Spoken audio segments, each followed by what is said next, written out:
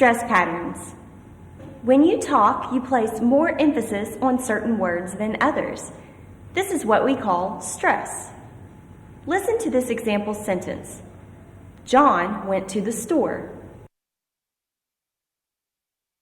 Hear how there was more emphasis on the word John and on the word store? I was stressing those words. Incorrect stress could alter the meaning of what you are trying to communicate. Stress refers to the syllables within words and also words within sentences. Sentence stress. Nouns. The words that carry the most information in a sentence are stressed. Usually, this is the nouns.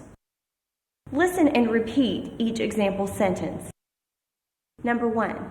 Bob watches sports. 2. Sue and John are eating fish.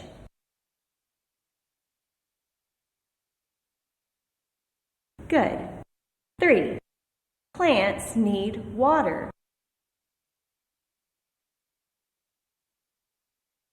4.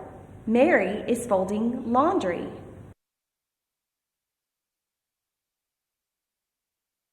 5. The door is made of wood. Very good. Verbs. In cases where there are no proper nouns, the verb is stressed because now it carries most of the information in the sentence. Listen and repeat each example sentence. Number 1. He liked it. 2. They went there. 3. We saw them. Good. 4. She works here. 5. I know that. Very good. Adjectives. In sentences with adjectives, most of the time you still stress the nouns. Listen and repeat each example sentence. Number 1. It's a green chair. 2. You have a nice car.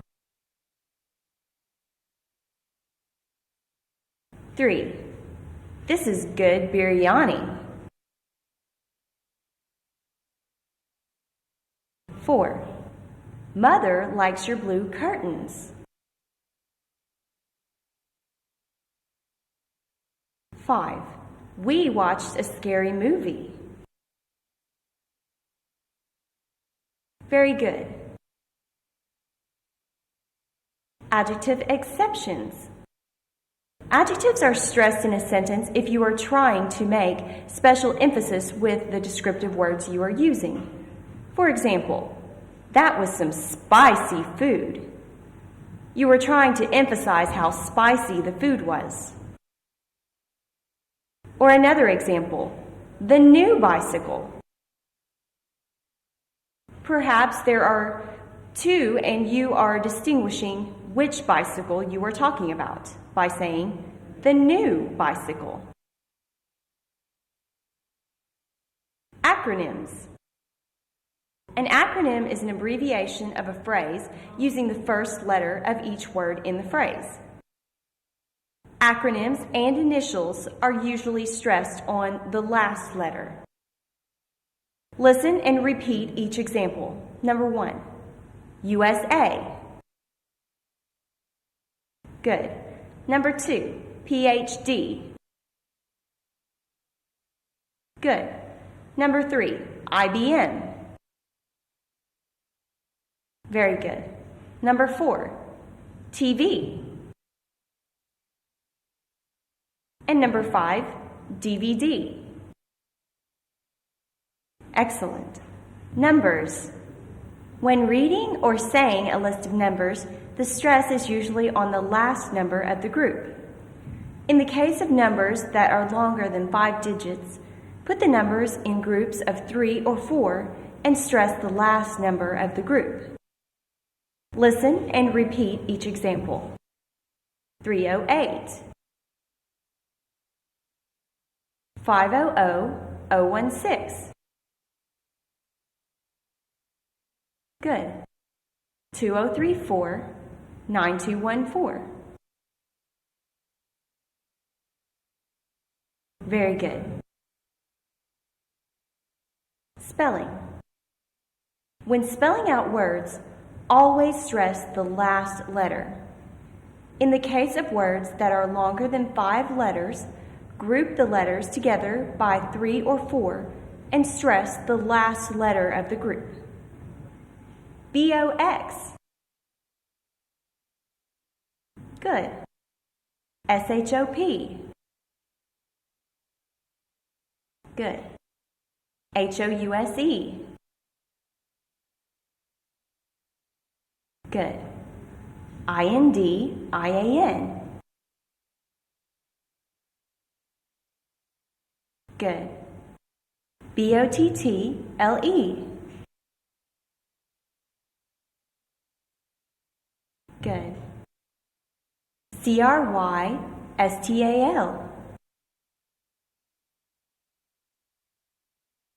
Good. SCOOTER.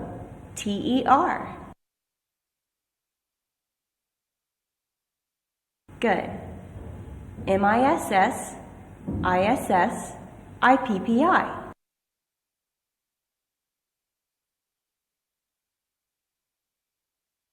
Excellent.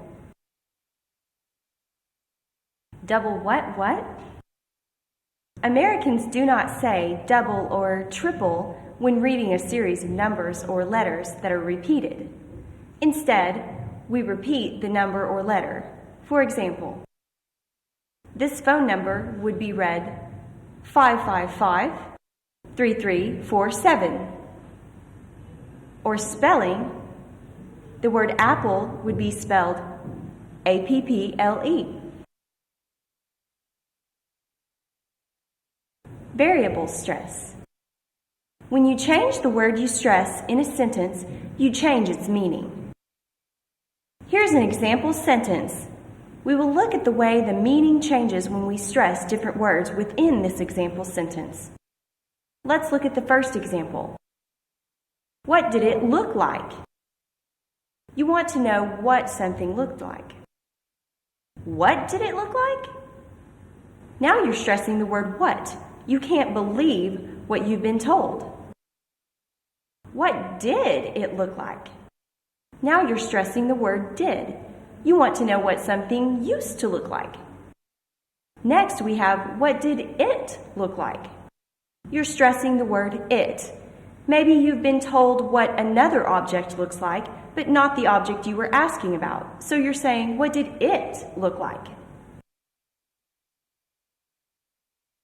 Word stress. All English words have stress. In a one-syllable word, naturally, that one syllable is stressed.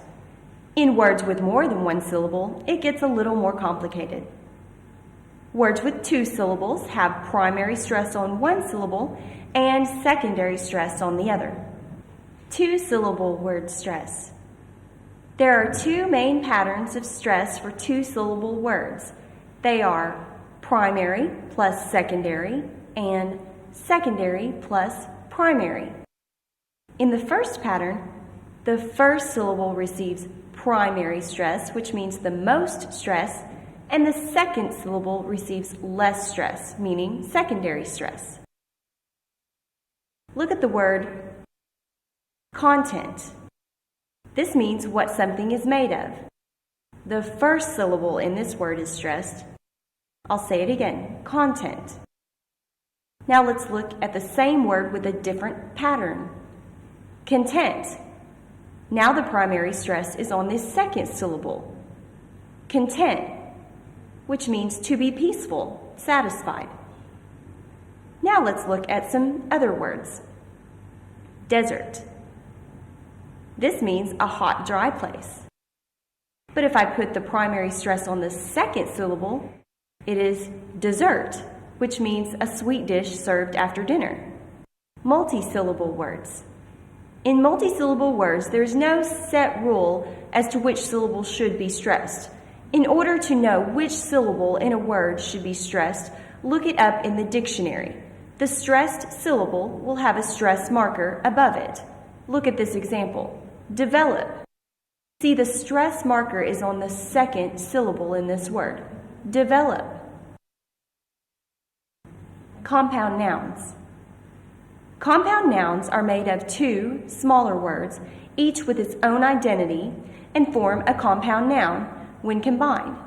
Most of the time, the first word of a compound noun is stressed. Listen and repeat each example. Number 1, hot dog. Number 2, light bulb. Good. Number 3, fingernail. Good. Number 4, notebook. And 5, footprint. Very good. Compound noun stress. Stressing the wrong word in a compound noun alters its meaning and can send a message you did not intend. Here's an example. It's a hot dog. If I say it like that, it means food eaten on a bun. If I say it's a hot dog, I'm talking about a dog that is overheated. Natural pauses.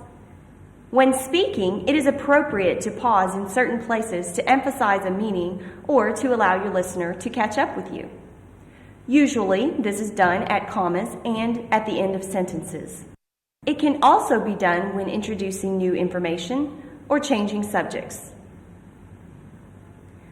What we want to hear is stress on the correct words and syllables so that sentences flow smoothly in speech, natural pauses in speech, and remember to speak slowly and loudly.